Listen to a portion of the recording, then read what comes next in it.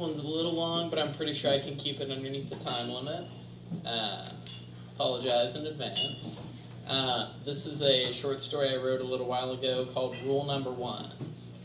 The old gray hairs have their rules. Aaron never liked these rules, but he'd already lost more than most.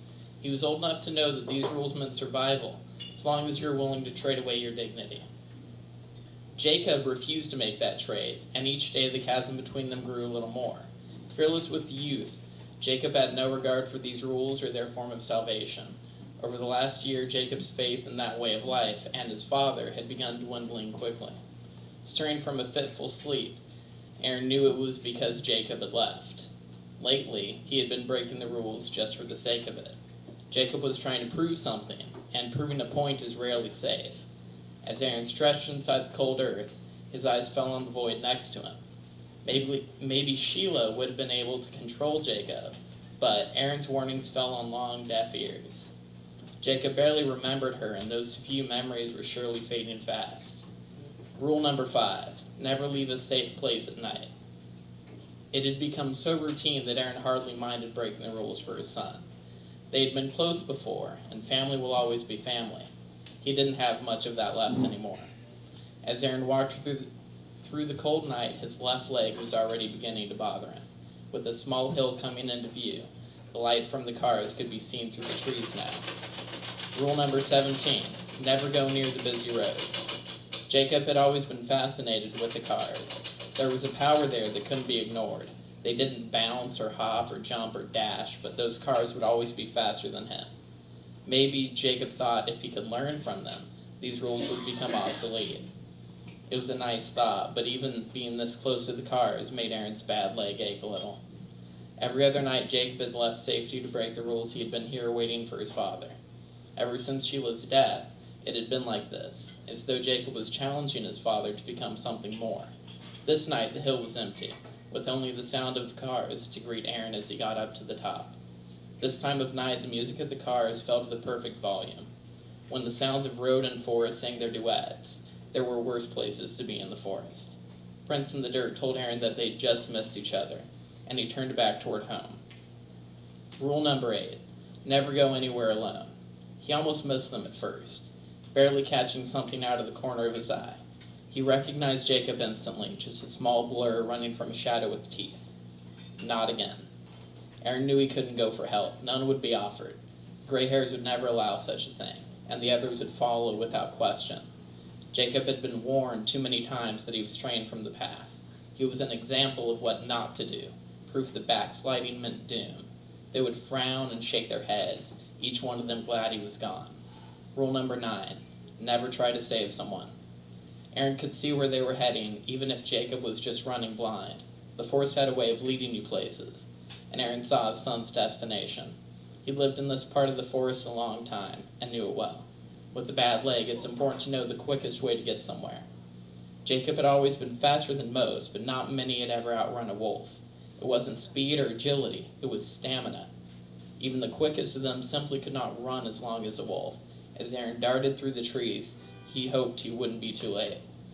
Aaron kept them in sight as best as he could, running through trees and up hills. Jacob was getting tired, and the wolf trailed only a few steps behind.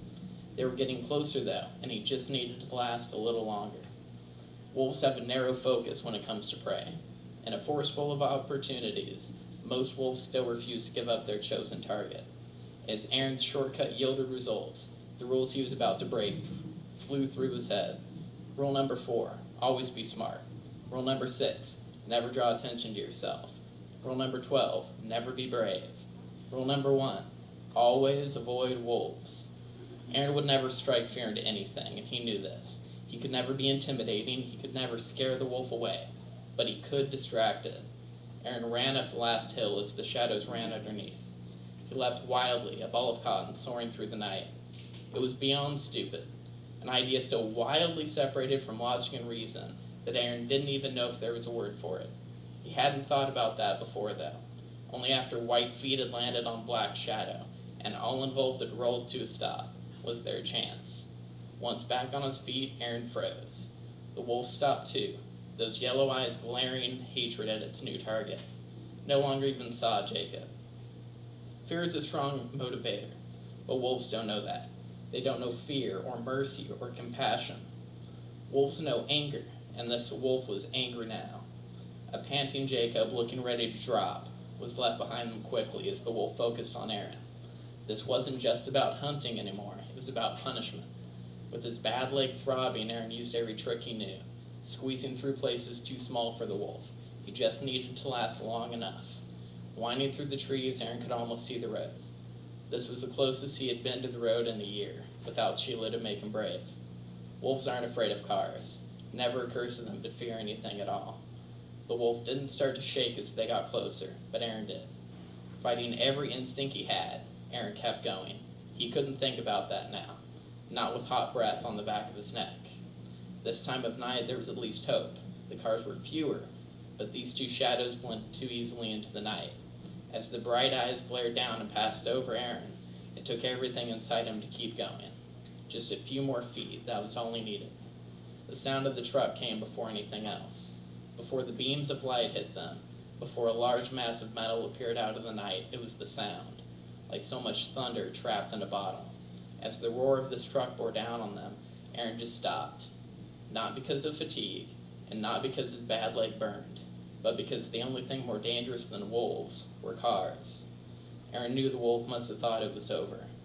Aaron saw the yellow daggers shine in the light of the truck's eyes as black shadow leapt for him.